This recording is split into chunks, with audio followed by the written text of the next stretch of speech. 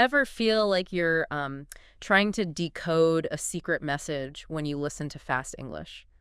Like in movies or maybe, in a real conversation? Oh, absolutely. It can just sound like gibberish, right? A total blur. Exactly. Like everyone's talking a mile a minute and you're just left feeling completely lost. It's a really common frustration for language learners. Mm-hmm.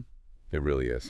Well, if that sounds familiar, you are definitely in the right place today. We're doing a deep dive into this 4-step method that one of our listeners actually shared. It's designed specifically to help cut through that noise. Right, to improve your ability to actually understand English when it's spoken quickly, naturally. Yeah. So we're going to unpack each of these 4 steps. There's initial exposure, then slowing things down. Active listening and transcription. Right. And finally, comparison and analysis. We'll show how this structured approach can really help tackle what feels like a huge challenge. It's like having a toolkit, really, for unlocking those fast conversations. It's a solid framework, moving beyond just passively hearing things. Getting you actively involved. Exactly. Engaging your brain to process English at its, natural speed. Building a real skill set, step by step. Okay, so let's get right into it then. Step 1 in this method is what they call initial exposure. Right. And the concept here is, well, it's pretty straightforward. You listen to a short clip, a real English conversation. Mm-hmm. Authentic material. And it's spoken at its normal, full speed, no messing about. No slowing it down, no subtitles, none of that. Nope, no training wheels, as you said. Just pure, natural speed English. And the example conversation they used involved this guy, David, talking about meeting someone named Chantel. She was from Montreal. Oh, okay. So a bit of a cultural mix there. Yeah, exactly.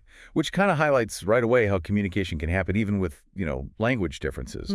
He spoke English, she spoke French. Interesting. Okay, so you listen to this clip at full speed. Now, the goal here is not to understand every single word, right? Not at all. Let's be really clear on that. It's more about getting a feel for it. Like the rhythm, the pace. Yeah, the intonation, that kind of musicality of spoken English, how it ebbs and flows naturally. So it's like taking your auditory temperature, seeing where you're starting from.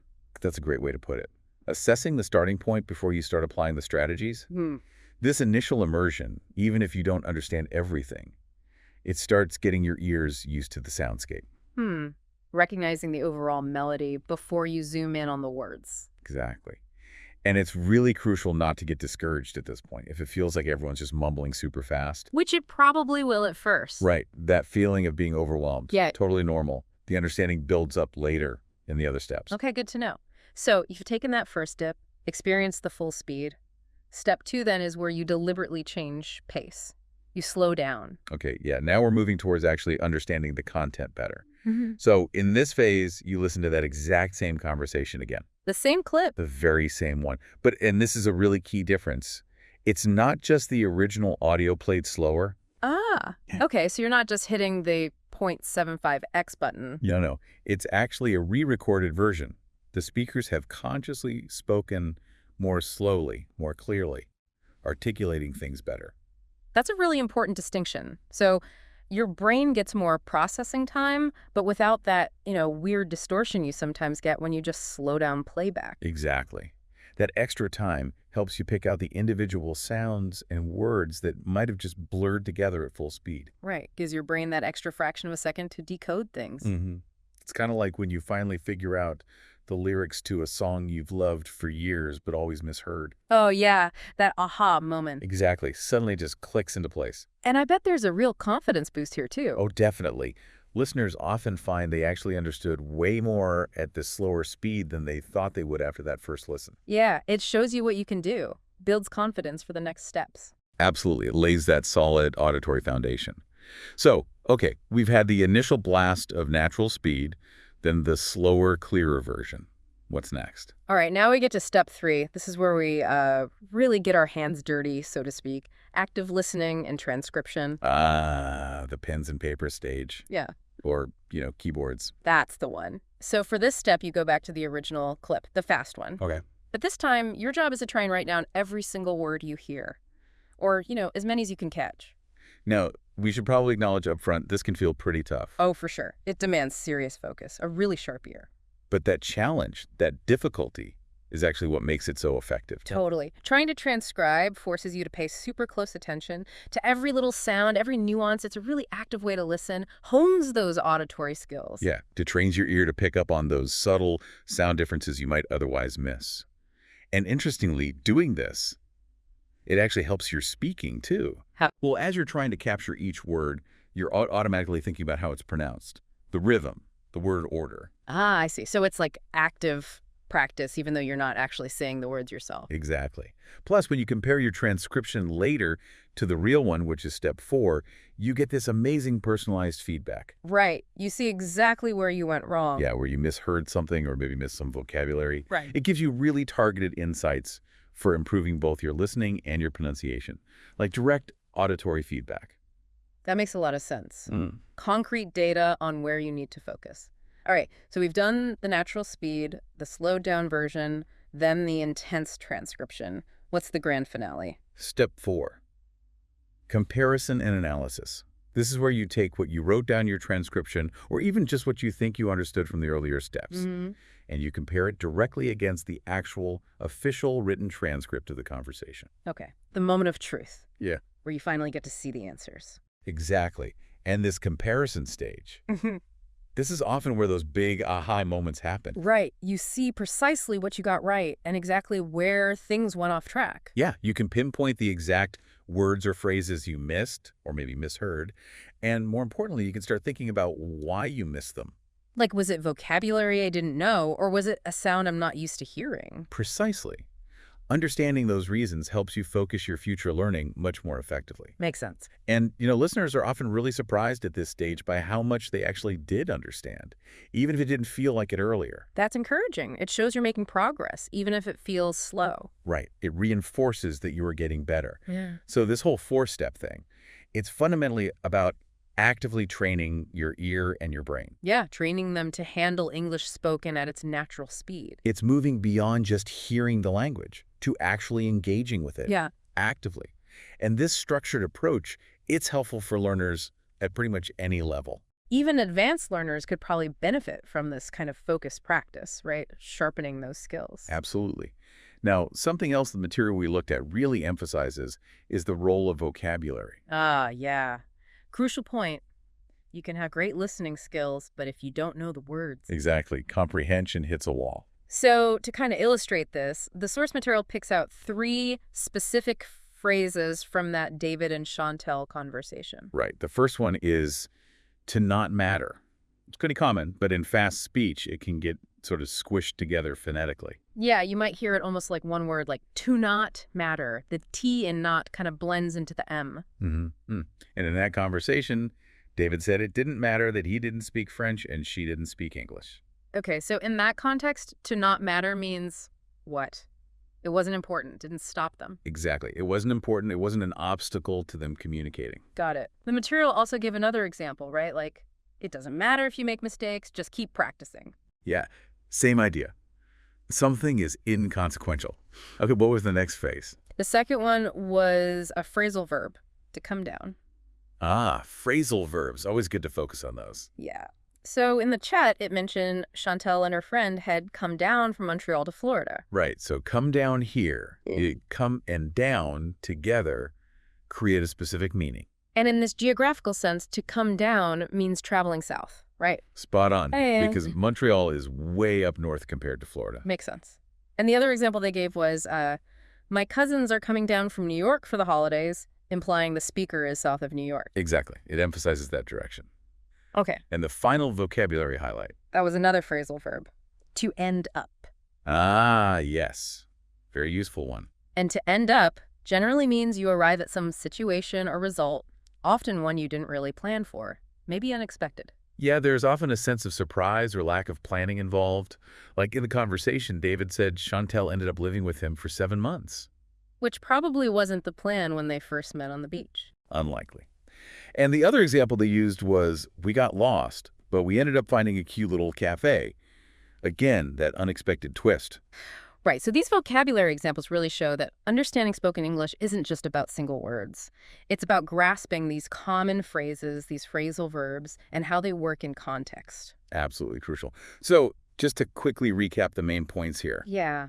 We've got this four-step method for understanding fast English. Initial exposure, slowing down, active listening and transcription, and comparison analysis. Right. And we've also stressed how vital vocabulary is. You can't listen effectively if you don't know the words. Makes sense. Now, the source material also mentions something called the 150-day listening challenge. Sounds intense. It does, yeah. Yeah. Basically, it's a structured program. The idea is you commit 15 minutes every single day for 150 days straight. Wow. Just listening to short, real English conversations, like a daily dose of practice. 15 minutes isn't too bad, but 150 days, that's commitment. It is. And the material pointed out that it features over 50 different native speakers. So you get exposed to loads of different accents, different ways of talking. Which is super important for understanding people in the real world, right? English isn't just one accent. Exactly. You need to train your ear for that variety. So what's the payoff? What do they claim happens after 150 days? Well, the claim is a pretty big improvement, being able to understand English, movies, TV, real conversations much more easily. That would be huge for a lot of learners. Now, there was a special offer mentioned, too. Yeah, there was a limited time deal, discounted price, lifetime access to the whole program, but it had an end date Friday, March 21st. Ah, okay, so that specific offer might be gone by the time people hear this. But hopefully, if it sounded good, some listeners caught it. Hopefully. But even if you missed that specific deal, the core idea, that consistent daily listening practice, that's still incredibly valuable advice for anyone. Oh, absolutely. Consistency is everything in language learning. Totally. Now, speaking of valuable things, we also put together a free resource to help people get started with that four-step method we talked about. Oh, right. The PDF worksheet. Tell us about that. Yeah, it's totally free to download, and it's packed with useful stuff. It's got, like, detailed tips on how to do each of the four steps. Okay. A practice worksheet you can actually use, and the full transcript of that David and Chantel conversation we keep mentioning. Basically, everything you need to start trying this method out. Nice. That sounds really helpful. How do people get it? Super simple. Just click the link. It'll be in the show notes for this deep dive. You pop in your name and email. Easy peasy. Exactly. We send the worksheet right over. Great. And there's a bonus, too. If you sign up for the worksheet, you also get weekly free PDF worksheets with more tips, more exercises, just ongoing support. Oh, fantastic. So it's like a continuous resource. Definitely worth checking out then. We think so. Okay, so as we kind of start to wrap up this section, let's circle back to the main theme.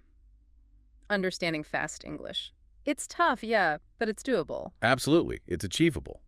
With the right methods, like the one we discussed, and consistent effort. That four-step approach is a really great starting point. So here's a thought for you, our listener. Think back. Try to pinpoint a time when you really struggled with fast English. Maybe it was a movie scene, a podcast, or just chatting with a native speaker. We've all been there, feeling left behind. Now imagine applying the techniques we talked about today. That initial exposure, the slowing down for clarity, the intense focus of transcription, the analysis. How might that have changed things? Would you have understood more, felt a bit more confident maybe, less loss? And maybe think broader, too. This step-by-step analytical way of tackling a challenge. Could it apply to other things? Other communication hurdles? Or even different areas of life entirely? Because that's really what we try to do here on the Deep Dive, isn't it? Yeah. Taking these deep dives, breaking things down, helping people make sense of it all, providing strategies you can actually use. Exactly. Strategies to help navigate those fast English conversations. And the source material we've been digging into today, it comes from a resource that's, totally focused on this exact topic. Mastering Fast English, it's their whole thing. Really good stuff. Yeah, very focused. So that first step we mentioned earlier, initial exposure. The key idea, again, is listening to a real conversation clip at natural speed. But, and this is important, with no visual help at all. Right. No subtitles, no transcript scrolling by, just your ears and the sound. And the big goal isn't decoding every word, right? It's tuning in. Tuning into the rhythm, the speed, the intonation, that musical quality we talked about, how native speakers actually sound in real time. Yeah, that rise and fall of the voice, the intonation, it carries so much meaning beyond just the words themselves. Emotion, questions, emphasis. Definitely. So to give you a better sense of this, we're actually going to play a very short audio clip. It's from a conversation where two people are talking about a kind of surprising encounter they had. Okay, so maybe for you listening, just try closing your eyes. Focus only on the sounds. Relax and just take it in. Here it is. Short audio clip plays E-R-A-G. So it's just walking along the beach, right? Mm-hmm. And suddenly this girl comes up to me, starts speaking French. I had no idea what she was saying, but somehow, we just clicked. Okay, just a short snippet there. An example of that initial exposure. What did you notice? Did you catch any specific words? What was your sense of the speed? Probably felt pretty quick, right? Yeah, it's totally normal if it felt like it just zipped by. This first listen is all about calibrating your ear to that natural pace. We'll break it down more in the next steps. Right. Okay, so step 2 is where we deliberately slow things down to help with comprehension. Exactly. So now, you listen to that same conversation again, the exact same content, but this time it's a special version, slowed down, re-recorded. And we need to stress again, this isn't just the original audio played slower with software. Nope. It's a brand new recording. The speakers intentionally spoke slower, much more clearly, really enunciating. So you can actually pick out the words more easily? Precisely. It's the same information, just delivered at a pace that's easier for your brain to process, especially if you're still learning. I bet listeners will find they understand a lot more this time. Most certainly. Okay, so let's listen to that slowed down version now. Try to notice how much more you can pick up when the speed isn't so frantic. Slowed down audio clip plays same content as before, but spoken clearly and slowly. Okay, let's pause there again. How was that? Mm. A bit easier to follow. Could you grasp more of what was being said? I'm sure the clarity made a huge difference for everyone. It really highlights how much speed impacts understanding. But of course, the main goal is to understand the original speed, so we don't stop here. Exactly. Which brings us to step 3. Now we shift into a more active mode.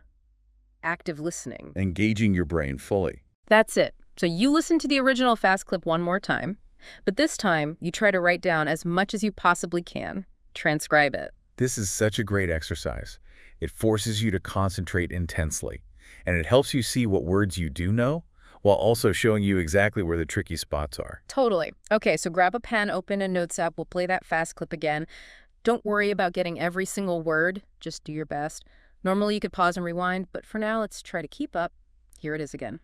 Fast audio clip plays again, same as the first time. Okay, wow, still fast. How did you do that time? Did you manage to write down more than the first time you heard it? Hopefully. But look, even if you didn't catch everything, that's totally okay. Because now we move to the final step where it all comes together. Right. Step 4, verification and analysis.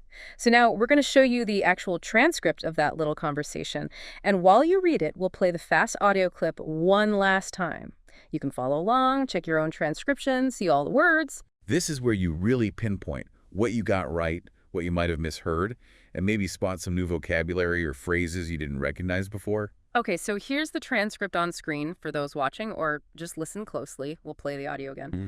Compare what you thought you heard with the actual words. This is where the real learning happens. Fast audio clip plays again, perhaps with transcript visible if applicable to the format. Okay, and that wraps up the 4 steps for this specific clip.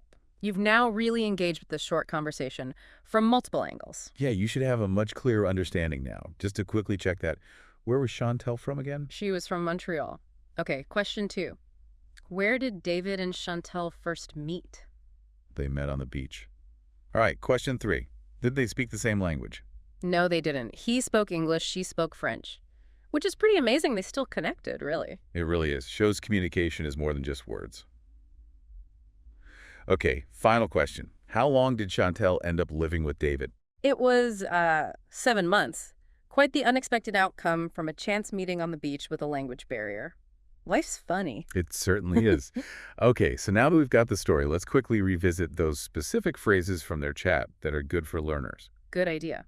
First one was to not matter. In the clip, we heard didn't matter. What's the basic meaning again? It just means something wasn't important or it was inconsequential. Like, it doesn't matter if you're late, we haven't started yet. No significance. Got it. Okay, next phrase. The phrasal verb to come down. Chantal had come down from Montreal. What does that tell us? In that geographical context, it means traveling from north to south. Mm-hmm. So you'd say they came down from Canada to Mexico, for example. Direction of travel. Understood. Southward travel. And the last phrase. The other phrasal verb, to end up. David said Chantal ended up living with him. What does that suggest? It suggests arriving at a situation or result that wasn't really planned or expected. Like there's an element of surprise. Living together for 7 months wasn't the obvious outcome of that first meeting. Exactly. Often implies an unplanned conclusion. So by going through these 4 steps, you've not only practiced listening actively, but also picked up some useful vocabulary and common phrases. Hmm. And hopefully, you're seeing that understanding fast English really is a skill you can build with this kind of focused work. Absolutely. And, if you're really serious about boosting your progress here, we should mention that 150-day listening challenge again. It's a full program designed specifically to level up your English listening. For 150 days, you get daily practice with real conversations, lots of different speakers, different accents. Yeah, it's a really immersive way to get your ears tuned to real-world English. Now, normally that challenge costs $500, which reflects how comprehensive it is. Hmm. But there was that special offer for our listeners, Right. The limited time deal, lifetime access for just $199. which is a huge saving. But again, that offer was set to expire on March 21st. So it may or may not still be available depending on when you're listening. The link is in the description if you want to check it out. But definitely act fast if you're interested. Good advice. But hey, for everyone listening today, regardless of the challenge, we still have that free resource. Yes. The free PDF worksheet. Don't forget about that. It covers everything from the 4-step method, the tips, a practice sheet, the transcript of the David and Chantel story. So you can review it all and start practicing right away. To grab it, just click the link in the description, enter your name and email, and boom, it's yours. And signing up also gets you those free weekly PDF worksheets sent to your inbox. More tips, more exercises, just ongoing support for your English learning. Fantastic. So whether you jump into the big challenge or just start applying the 4 steps using the free worksheet, the most important thing is Consistency. Just keep practicing. Every time you listen, every time you actively try to understand, you're making progress. And think about it. Yeah. How often does miscommunication happen just because someone's speaking quickly or you're not used to their way of talking? Treating your ears for fast English is a massive communication skill. Absolutely. Keep at it, keep exploring English content, and you'll definitely surprise yourself with how much you improve. Okay, let's shift gears a bit. Have you ever had this happen? You're listening, right? Following along okay with someone speaking English. Maybe it's not even super fast. But then the second you need to actually say something back, respond quickly, your brain just freezes. Oh, totally. All the time. It's like you're still busy processing what they just said, trying to figure out your reply, and boom, the conversation's already moved 3 steps ahead. Exactly. That little delay feels like forever. You feel left behind. Yeah, it's frustrating. Well, that's exactly what we're going to tackle in this part of our deep dive. We're pulling more great stuff from that podcast I mentioned, Mastering Fast English Conversations. Well, good resource. Sounds very relevant. Yeah, and we're going to break down a really practical 3-step strategy. Yeah. But this time, it's specifically for speaking more fluently and quickly. Excellent. Okay. Because understanding is one thing, but being able to respond promptly, confidently, Yeah. that's the other half of the equation, isn't it? It really is. And this strategy, it's not about memorizing huge lists of words or super complex grammar. It's more about simple, effective practice techniques, things you can actually fit into your daily routine pretty easily. And the cool thing about these techniques is you can often see results fairly quickly, right? Without feeling totally overwhelmed. That's the idea. We know people are busy looking for stuff that works without taking up hours every day. Definitely. And hey, just to mention, we've also got another PDF worksheet specifically for these speaking strategies. It explains the steps, gives you extra exercises. You'll find a link for that one too. Awesome. Okay, let's dive into this 3-step speaking strategy. Step number 1 is a technique called shadowing. Shadowing. Okay, yeah, I know that might sound a bit weird at first. Like you're following someone around. Kind of, but it's an incredibly powerful technique for improving your spoken English. So what does it actually involve? Oh. What is shadowing? Okay, basically it's active listening, where you repeat what you hear almost immediately as the speaker says it. Like your voice is their echo or their shadow following right behind the audio. I like that. Echo or shadow. Clear image. So what's the benefit of doing this echoing thing? It works on several levels. First off, it's fantastic for improving your pronunciation, getting your mouth comfortable making the sounds of English. Makes sense. You're directly copying native speakers. But it's more than just the sounds. Shadowing helps you absorb the natural rhythm, the intonation, the flow of English, all crucial for sounding more natural and fluent. So you're copying the music of the language too, not just the words. Exactly. And here's a really interesting part. Because you're so focused on just copying, your brain doesn't have to worry about what to say. It frees up mental energy to subconsciously focus on how it's said, the pronunciation details, the rhythm. It's like your mouth and ears are learning together, bypassing the content creation part. Huh. That's fascinating. Focusing purely on the delivery mechanics. Okay, let's try a quick shadowing exercise right now. I'll say a sentence, and you listening, try to repeat it right after me as closely as you can. Ready? The quick brown fox jumps over the lazy dog. Okay, now after hearing that, say it out loud yourself. Try to match my pronunciation and rhythm. Go ahead. Pause for listener response. Excellent. Even just doing that once, you can start to feel that connection between hearing and speaking. The more you practice shadowing with different kinds of English audio, the better you'll get at producing those sounds naturally and fluently, almost without thinking. Exactly. Okay, so that's shadowing. Let's move to step 2 in the speaking strategy, chunking. Chunking. Okay, what's the main idea behind this one? Chunking is all about breaking down longer sentences into smaller, more manageable pieces or chunks that sound more natural when you say them. So instead of feeling stressed by a really long sentence, you learn to identify and practice these smaller groups of words. Taking it in bite-sized pieces? Pretty much. The idea is that native speakers don't usually think or speak word by single word. We tend to think and talk in these natural groups of words that often go together. Like little pre-made language blocks. That's a great analogy. Like Lego blocks. These chunks, sometimes called lexical chunks or collocations, are just words that frequently hang out together. Learning to spot them and use them is key to sounding more fluent and natural. You start speaking more like a native speaker, less like you're translating word for word in your head. That makes total sense. Learning the common patterns. Okay, let's try a chunking exercise. Here's a sentence. Even though the weather was terrible yesterday, we still decided to go for a picnic. Right. Bit of a longer one. Let's break it down. First chunk, repeat after me. Even though the weather was terrible yesterday. Pause for listener response. Ugh. Now the second chunk. We still decided to go for a picnic. Pause for listener response. Perfect. See how breaking it into 2 feels less intimidating. Definitely more manageable. Let's do one more. How about, if you have any questions, please don't hesitate to ask me at the end. Okay, chunking that. First part. If you have any questions, please don't hesitate to ask. Pause for listener response. And the second chunk. Mm-hmm. Me at the end. Pause for listener response. Excellent. I can really see how practicing these smaller, natural groups would make your speaking feel much smoother over time. Absolutely. Yeah. And when you consistently practice speaking in these natural chunks, your overall speech just becomes more fluent. It gets a better rhythm. You're training your mouth and brain to work together using these familiar patterns. Okay, makes sense. Now, the third and final step in this speaking strategy, response drills. Response drills. Mm. Okay, this technique is specifically designed to help you practice giving quick, almost automatic answers to common questions you hear in conversations. The goal is to cut down on those hesitations, those awkward pauses. So it's about building speed and automaticity in your replies. Exactly. Like a musician practicing scales over and over until they don't even have to think about it. You're building that same kind of automatic muscle memory for speaking. And it's important to remember, the goal here isn't perfect grammar every single time, is it? It's more about the fluency, the natural flow. Absolutely. Making small mistakes is okay in these drills. The main thing is getting the response out quickly and naturally.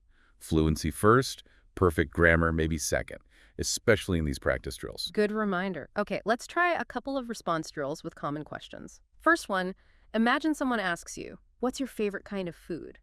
Just think of your answer quickly and say it out loud. Aim for speed and naturalness. Pause for listener response. Good. Okay, here's another one. What did you do this past weekend? Again, quick, natural answer out loud. Pause for listener response. Excellent. And the idea is, as you practice answering these kinds of everyday questions quickly, you'll start to hesitate less in real conversations. Speaking will feel smoother, more comfortable, because your brain is getting trained to respond more automatically. Precisely. Okay, quick recap then of the 3 speaking steps. First, shadowing, echoing the speaker to improve pronunciation and fluency. Second, chunking, breaking sentences into natural phrases for smoother, more native-like sound. And third, response drills, practicing quick answers to common questions to reduce hesitation and build confidence. Exactly. And like we keep saying, consistent practice is the key. Even just a few minutes each day on these exercises can really add up and make a noticeable difference in your spoken English. And don't forget that free PDF worksheet for extra practice on all 3 steps. Indeed. Now, for people who are really serious about taking their speaking skills to the next level, the material also mentioned another program, the 150-Day Speaking Challenge. Ah, I saw that. Sounded pretty intensive. It was Yeah. really comprehensive. Daily training, real conversation practice, specific activities, and even personalized feedback from experienced native English teachers. Wow, that feedback part sounds incredibly useful. What was the cost on that one? Well, the usual price was $500, but again, there was that limited time offer, $199 for lifetime access. Another great deal. But again, that specific offer probably ended back on March 21st. Most likely, yes, Mm-hmm. unfortunately. But the main techniques we've just talked about, shadowing, chunking, response drills, those are things anyone can start doing right now, today, for free, regardless of that specific challenge program. And the free worksheet we mentioned gives you plenty to get started with. Absolutely. Well, thanks everyone for joining us for this part of the deep dive, focusing on speaking faster and more confidently. We really hope you'll give these 3 steps a try. Even just a few minutes a day consistently can make a huge difference to your fluency and how comfortable you feel speaking English. Remember, learning a language is a journey. Keep practicing, keep experimenting, and you will see amazing results. Absolutely. And, there's so much great advice out there on this. We've looked at a ton of material. We really have. So what we want to do now is kind of synthesize all that, boil it down. What are the absolute keys to unlocking that natural, native-like sound when you speak English? And based on everything we've reviewed, it really seems to come down to 3 main areas to focus on. Okay, 3 key areas. I'm ready. What are they? All right, number 1, and this is huge. Intonation. You really have to pay attention to the music, the melody of your speech. Intonation. Okay. I think most learners know they shouldn't sound like a robot, right? Not monotone. But maybe we can dig a bit deeper into what that really means. Definitely. Intonation is all about the rise and fall of your voice as you speak. The pitch changes within a sentence. And in English, this is incredibly important. It's way more than just pronouncing the words right. Yeah, how you say something in English can totally change the meaning. Take a simple sentence like, I didn't know you were coming, if you say it totally flat. I didn't know you were coming. Yeah, it sounds a bit robotic. Or maybe uninterested. Exactly. Yeah. But now, try it with a little lift, a little emphasis on no and coming. Like, I didn't know you were coming. Suddenly, it sounds surprised, like, oh, wow, this is unexpected. Much more natural, much more expressive. I can totally hear that difference. It adds the emotion, the context, and it's not just statements, right? Questions, too. Like, are you serious? Spot on. If you say, are you serious? Flat. It barely sounds like a question. But add that little upward flick at the end, are you serious? And it's clearly a question you're genuinely asking. Got it. So these little ups and downs in pitch carry a lot of meaning. A huge amount. Paying attention to them makes a massive difference. And the first step is just awareness. Really listen to how native speakers talk. Notice how their voices move. Then start consciously trying to copy that in your own speech. Okay, intonation is key number 1. What's the second crucial element for sounding more natural? The second key is linking. How we connect sounds together when we speak. Linking, right. This is often what makes fast speech sound so smooth, like the words just flow into each other. That's exactly it. In natural spoken English, we rarely say each word perfectly separately. The sounds tend to blend together. Ah, so that's a big reason why native speakers can sound so fast sometimes. It's not just the speed of the words, but how they connect. Precisely. It's about creating that smooth, connected stream of sound. Take a common question like, what are you doing? If you said each word clearly, what are you doing? It would sound really unnatural in a normal conversation. Yeah, very stiff. Instead, we usually say something more like, what you doing? Yeah. Or what you doing? See how the T, when one blends with the R or you, often becomes ya. It flows together. I can definitely hear that blend, makes it much smoother. Another example is maybe, I don't know, saying each word separately sounds a bit formal. Right. But we often hear it as, I don't know, the don't and no just merge. So becoming aware of this linking is really important for understanding and for sounding more natural yourself. Absolutely. That's- Listen for it and then try doing it. Experiment. It might feel a bit weird at first trying to blend sounds, but practice makes it feel more natural over time. Practice, practice, practice. Okay, ready for key number 3 to sounding more native. Let's hear it. What's the third key? This one is about using natural expressions. Natural expressions. Okay, what exactly do we mean by a natural expression here? Well, it means using the kinds of phrases and idioms that native speakers use all the time in everyday chat. These expressions might not always make literal sense if you just look at the words individually. Ah, like idioms, which you mentioned. Exactly. Idioms are a perfect example. Using them correctly adds a lot of color and authenticity to your English.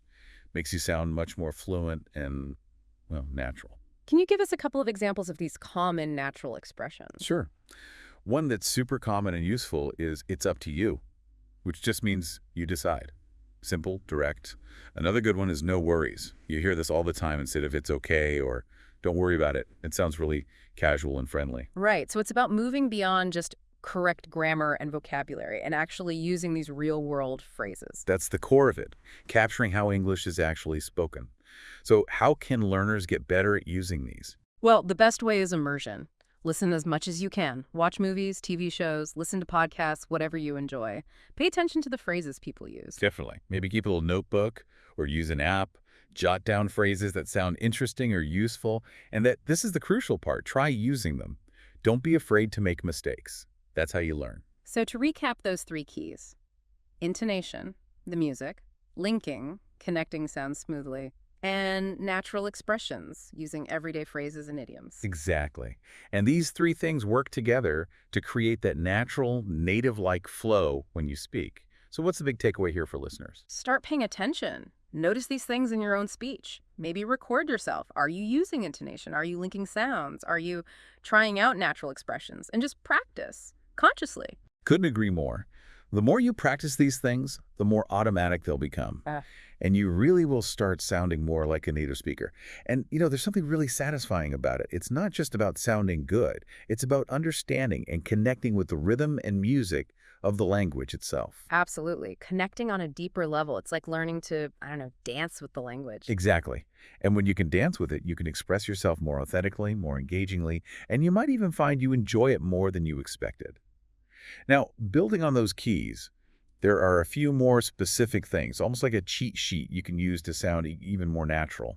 Ooh, a cheat sheet for sounding native. I like that. What's on it? Yeah, these are 3 more specific techniques that can really polish your spoken English, make it sound more fluid, more confident. They are contractions, stress patterns, and fillers. Contractions, stress patterns, fillers. Okay, these sound like maybe smaller details, but I bet they make a big difference collectively. They really do. And hey, quick reminder, we've got that free PDF worksheet covering these too, with examples and extra practice. Links in the description, just pop in your email. Okay, let's start with contractions. Contractions, right? Most learners know the basics, like don't for do not, isn't for is not. Exactly.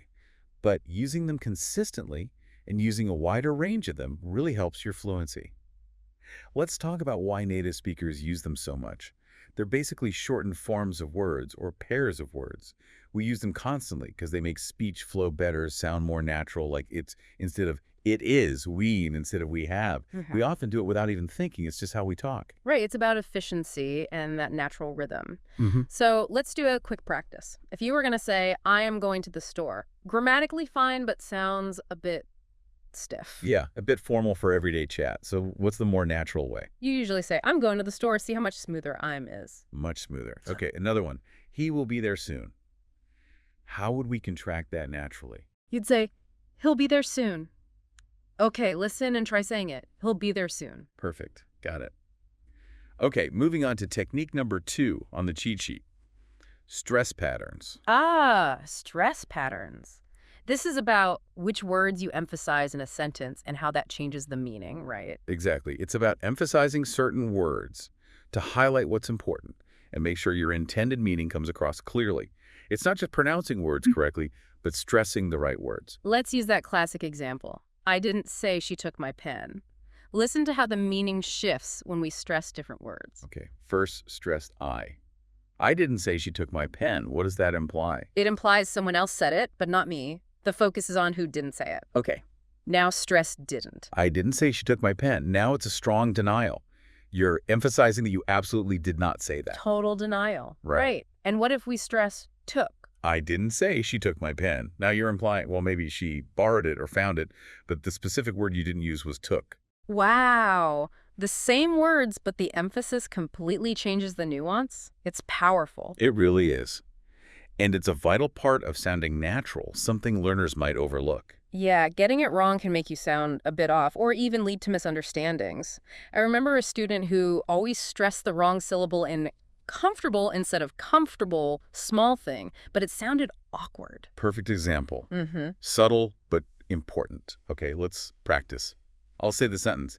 I didn't say she took my pen with natural stress. You repeat it. Try to copy the It's emphasis. okay. I didn't say she took my pen. Good. I didn't say she took my pen. Now try saying it again, but this time stress a different word each time you I'd say say it. she took my pen. I didn't say she took my pen. I didn't say she took my pen. Excellent. You're getting the hang of it. Look Yeah. how much meaning is in the stress. Okay, let's hit the third and final technique on our cheat sheet. Fillers. Ah, fillers, the little ums and uhs and you knows that we sprinkle into conversation. Exactly. They might seem like, little throwaway words, but they actually play a huge role in making conversation sound natural. They're pretty essential, actually. Really? Why are they so important? Well, fillers are those little words and sounds we use to bridge our thoughts, basically, to give ourselves a tiny bit of thinking time while we're talking. Things like, well, so, right. They help smooth out the conversation, make it less abrupt, less robotic. We use them constantly, often without even realizing it. So they're like conversational WD-40, keep things moving smoothly, and buy you a split second to think. That's a good way to put it. Imagine someone asks you a tricky question. Instead of just dead silence while you think, you might say, or, well. It just signals you're processing, and it keeps the connection going. Makes the interaction feel more human, less like an interrogation. Exactly. So let's take a simple sentence. I need more time to think about it. How could we make that sound more natural using fillers? You might say, I need like a little more time to think about it. Or maybe, well, I probably need some more time to think about it. Perfect examples. Those little fillers just soften it, make it sound much more like natural speech. Okay, listen and repeat after me. I need like a little more time to think about it. I need like a little more time to think about it. Nice. You can hear how much more natural that sounds. Okay, so quick recap of our cheat sheet techniques. Contractions, using shortened forms, stress patterns, emphasizing the right words for meaning, and fillers, using those little sounds and words to connect thoughts and pause naturally. Even these seemingly small things add up to make a big difference in how natural you sound. Absolutely. It's all those little nuances that create that authentic, fluent feel. Now, speaking of flow, another really key aspect of natural spoken English is how we blend words together, right? Ah, yes, connected speech, super important. It's a major difference between how English looks written down and how it actually sounds when spoken naturally. Yeah, like the question, what do you want to do? When people say it fast, it often sounds more like what I want to do. Exactly. The separate words just kind of melt together. It's much more efficient for speaking. It is, and it's something learners often struggle with, both understanding it and doing it. Another classic example is, did you eat? Which often becomes just jeet. Right. Try saying both of those out loud now. Did you eat Yeah, versus did you eat? You can feel the difference in the flow, the effort. definitely. The second one is much more connected, and closely related to connected speech are reductions, yeah. Yes, reductions are another way we make spoken language more efficient, shortening common phrases. We touched on this earlier with things like going to becoming gonna and want to becoming wanna. These are everywhere in everyday speech. Let's give listeners another quick practice. Instead of saying the full, I am going to call you later, try the reduced form. I'm going to call you later. Hear that smoother flow? Now you try it. And similarly, instead of do you want to go, try the reduction. Do you want to go? Do you want to go versus do you want to go? Yeah, it really changes the rhythm. And finally, we should just quickly revisit intonation again, because it's so crucial for signaling meaning, Wow. especially with questions versus statements. Absolutely. Remember, intonation is the melody. For yes-no questions, the voice usually goes up at the end. Listen, are you ready? Hear that lift. Now you try. Are you ready? Perfect. And for statements, the voice usually goes down at the end. Listen, I'm ready. Hear the drop. Now you try. I'm ready. See? Same words, totally different meaning conveyed just by the intonation. The power of the melody. It's huge. Okay, quick recap of these extra elements then. Connected speech, blending words, reductions, shortening phrases like gonna and wanna, and intonation, the melody that signals questions or statements. Getting these down will make your spoken English sound way more conversational and natural. Okay, so let's bring our focus back now to that initial problem we discussed. Yeah. Actually understanding those fast English conversations. It's where a lot of learners feel really overwhelmed, like they're missing out. Yeah, that feeling of just trying to keep your head above water, deciphering this rapid stream of sound. It's tough. It really is. And it's not just about hearing the words. It's about grasping the meaning quickly, understanding the nuances, the whole message, not just bits and pieces. And that's exactly what we want to give you strategies for now. How to navigate that fast English and actually improve your comprehension. We've pulled out 3 key areas from the material that can make a real difference. Yeah, these are really practical things you can start working on. The first is about prediction, using your brain to anticipate what's likely coming next. The second is about boosting your reaction speed, processing what you hear faster. And the third is actively training your ears to get better at catching the details in fast speech, developing those listening muscles. Okay, let's break down that first one, prediction. Now, when we say prediction and listening, we don't just mean randomly guessing, right? No, not at all. It's actually a pretty sophisticated skill that good listeners use all the time, often without even realizing it. It's about recognizing patterns in the language, knowing common phrases, understanding how conversations usually flow logically. Can you give an example of how that works? Sure. If someone says, "It's raining cats and dogs outside, don't forget your..." What does your brain instantly fill in? Umbrella. Or maybe raincoat. Exactly. That's not a wild guess. It's based on the context, heavy rain, and your knowledge of the world and common phrases. Right. Using what you already know to anticipate what's next. The source material had another good example. If you're feeling tired, you should probably get some. Most people would immediately think rest or sleep. Again, it's a logical connection based on the context. So how does this predicting help with understanding fast English? Well, instead of just passively waiting for each word to hit you, you're already thinking ahead. You're building a mental framework, anticipating what the speaker might say next. Precisely. Being proactive like that makes it much easier to process the information when it comes quickly. Your brain is kind of primed and ready for certain words or ideas. Makes sense. Okay, let's try a quick prediction exercise for everyone listening. Here's the start of a sentence. I'm running really late for my meeting, so I need to take a pray. What word or phrase likely comes next? You probably thought of taxi or cab or maybe shortcut. Again, the context being late for a meeting guides your prediction. But hang on, isn't there a danger here? What if you predict wrong? Could that mess up your understanding? That's a really important point. You don't want to get so stuck on your prediction that you ignore what the speaker actually says. That would definitely lead to misunderstandings. So it's a balance. You want to be proactive, anticipate, but also stay flexible and listen carefully to confirm or adjust your prediction.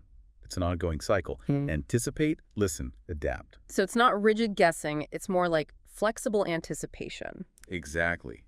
Think of prediction as your first line of defense against getting overwhelmed by fast speech. Okay, let's move to strategy number 2, boosting your reaction speed. And for this, we're actually going to bring back a technique we talked about for speaking. Ah, shadowing again. How does doing a speaking exercise help with listening speed? Well, remember, shadowing is listening and repeating almost simultaneously, trying to match the speaker's speed, pronunciation, intonation.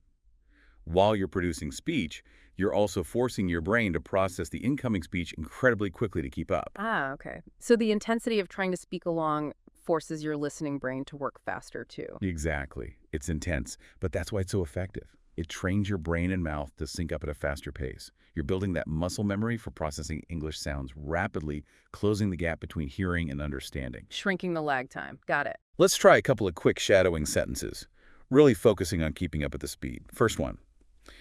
Let's meet at the coffee shop around 3:00 p.m. Try to repeat that right after me, matching the pace. Let's read at the coffee shop around 3:00 p.m. Repeat sentence quickly. You can feel how you have to process it fast to say it fast. Exactly. Okay, one more. I'll send you a quick message as soon as I get there. Again, shadow quickly and closely. I'll send you a quick message as soon as I get there. Repeat sentence quickly. It definitely requires focus to keep up when the words flow together like that. And that's the point. By pushing yourself to process and reproduce speech faster, you're training your whole system to handle natural, fast-paced conversations more easily. Okay, third strategy for tackling fast English.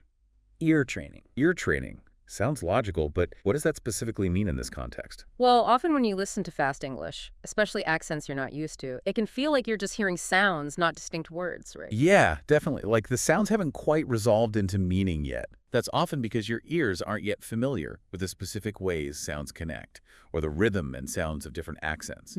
Think about how different maybe Australian English sounds from Scottish English. Very different. Right.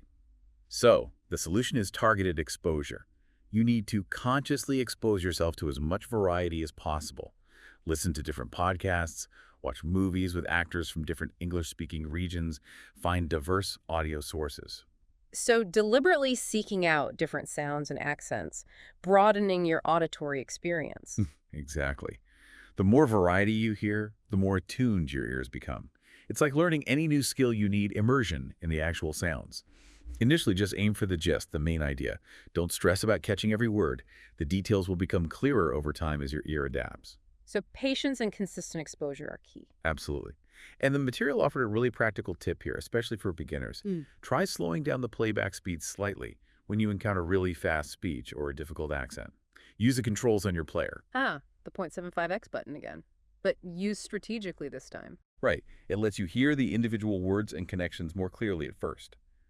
Then, as you get more comfortable, you gradually increase the speed back to normal. It's like training wheels for your ears. And again, consistency makes all the difference. Even short, regular exposure adds up. Okay, so let's quickly recap these 3 strategies for mastering fast English listening. Prediction, using context to anticipate. Shadowing, mimicking to boost reaction speed. And ear training, exposing yourself to diverse accents and styles. These are all active ways to take control of your listening practice. Exactly. We really encourage you to try consciously using these strategies the next time you're listening to English. Yeah. Notice how they impact your understanding. It might feel challenging at first, but stick with it. Practice will make it easier, and soon you'll find yourself understanding those fast conversations much more comfortably, feeling present, not lost. Now, that listener material you shared from the Mastering Fast English Conversations podcast, it really drills down into some very specific practical tips. It's obvious you're really focused on improving how you understand fast English, a hurdle so many learners face. So what we want to do now is pull out the absolute most useful, actionable techniques from that resource. Things you can start doing today to feel more confident and less, underwater in those quick chats. Sounds good. Yeah, the podcast laid out 3 main strategies that seem really core to their approach. Right? And these are really fundamental for listening effectively when things get speedy. First, the power of active listening, really engaging, not just hearing. Second, getting good at recognizing speech reductions, those little shortcuts native speakers take. And third, the huge value of practicing consistently with real, authentic English content. They might sound simple on the surface, but when you actually apply them consciously and regularly, they can make a massive difference in cracking fast English. So, let's dig into that first one. Active listening. Now, active listening, as we said, is more than just letting sound waves hit your ears. It means really concentrating, focusing on understanding the main message, the important stuff. Right, like the difference between just skimming an article versus reading it carefully for comprehension. Exactly. Or like hearing music vaguely from another room versus putting on headphones and really focusing on the lyrics. Yeah. And the podcast you shared had a really neat practical tip for shifting into this active listening mode. Yeah, I like this one. They suggested asking yourself a specific question right after you hear someone speak a sentence or two. What is the main idea? Precisely. Just asking that simple question forces your brain to engage, to process what you just heard, and to pull out the central point instead of just letting the words flow past unprocessed. And they gave some good examples, like imagine you hear, I had a really long day at work, so I decided to treat myself to some ice cream on the way home. Now, instead of getting lost in the details of the long day or the ice cream flavor, you just ask, what's the main idea? And the core message, like the podcast pointed out, is basically, speaker had a tough day, got ice cream as a reward, boom, you've got the essence. It's about grabbing that key takeaway. Exactly. Here's the other example they used. She missed her flight because of traffic, but luckily she was able to book another one an hour later. Again, don't worry about the traffic details or the exact flight times. Just ask. Main idea. And the main point is, missed flight, but got a later one. Simple. You understand the situation. So for you listening, this is something you can actively do. When you hear someone speaking English, especially if it's fast, just mentally pause for a second and ask, okay, what was the main point there? And it's a skill, right? It gets easier and more automatic the more you practice it. It helps you cut through the clutter, find the core message, and stops you from feeling overwhelmed because you didn't catch every single word. Absolutely. Which leads perfectly into the second key strategy for the material, recognizing speech reductions. Now, we've touched on this, but native speakers do this constantly shortening words and phrases when speaking quickly. Like little verbal shortcuts for efficiency. Exactly. Often happens totally subconsciously. The podcast Highlighted some super common examples you hear all the time. Yeah, like what do you want? Squishing down to what do you want? Multiple words just blend together, sounds disappear. Or, I'm gonna go, becoming that much quicker, I'm gonna go. These little phonetic changes can make a huge difference to your understanding if you're trying to follow fast speech and you're not expecting them. Because your brain is listening for the full version it learned. Exactly. Oh. It hears the reduced form, it gets thrown off. But the good news, as the podcast pointed out, is that these reductions usually follow predictable patterns. Once you start recognizing the common patterns, understanding gets way easier. They give some practice examples too. Let's look at those. If someone says, "Gimme a sec," what's the full phrase they actually mean? That's short for give me a second. Notice give me becomes gimme, and a second shortens to a sec. Right. It's like learning the shorthand version of the language. Here's the other podcast example. Let me know if you need help. What's the full version? That would be, "Let me know if you need help," with "let me," reducing to "let me." Spotting these common contractions and blends is just crucial for understanding faster speech. It's not about memorizing every single possibility, but getting familiar with the most frequent ones. It's like learning the main roads in a city. Once you know those, getting around is much easier, even if you don't know every single side street. Great analogy. Okay, which brings us nicely to the third and final key strategy from the podcast material, practicing consistently with real-world English content. This is where you put the active listening and the reduction recognition skills to work in a more immersive way. Exactly. It's like learning guitar. You can practice scales all day, but you really improve when you start playing actual songs. The podcast recommended great sources like movies, TV shows, other podcasts, things you actually enjoy. Because they expose you to natural, often unscripted English, the way people really talk. And they outlined a really clear 3-step practice challenge for using this real-world content effectively. Yeah, step one, just listen. First time through, no subtitles, no transcript. Just try to get a feel for the rhythm, the flow, the speed, the intonation. Notice those reductions, but don't stress about understanding every word. Just absorb the overall sound. Step 2. Listen again, but this time with subtitles or a transcript. Now you connect the sounds to the written words. This clarifies the tricky parts, lets you see the reductions written out, helps with new vocabulary. It's like having the map while you explore the territory. And step 3 gets you even more active. Try repeating parts of what you hear out loud. Mimic the speaker. This actively engages your pronunciation, helps you copy the natural flow and intonation. You move from passive listening to active production, which really strengthens everything: comprehension, pronunciation, fluency. You start to internalize the rhythms. Exactly. The 3 steps build beautifully, get the feel, then decode with text, then actively produce it yourself. And the key is finding content you genuinely like, so the practice doesn't feel like a chore. So, final quick recap of these key takeaways from the podcast material. Active listening, focus on the main idea, recognizing speech reductions, spotting those common shortcuts, and practicing with real-world content, using that 3-step listen, listen with text, repeat process. These are all things you can start doing right now. And remember, consistency is the name of the game. The more you consciously practice these techniques, the more second nature they'll become, and the better you'll get at understanding those fast English conversations. You really will notice a difference. Absolutely. So here's a final thought to ponder as we close out this deep dive. Thinking about these specific techniques, active listening for the main idea, tuning into speech reductions, practicing with real-world stuff you enjoy, what specific types of English content do you think would be most helpful for you personally to start engaging with more actively? Consider your interests, where you are now with your listening, and the kind of English you actually encounter or want to understand better. Let that guide your next steps. That's a great reflective question. Well, that wraps up our deep dive for today. We really hope exploring all these strategies and techniques has been helpful and given you some concrete things to work on. Yeah, we hope you found it useful and informative. Thanks so much for tuning in and joining us. Thank you for listening. We really appreciate you being here. Until the next deep dive, take care, keep practicing, and we'll see you then.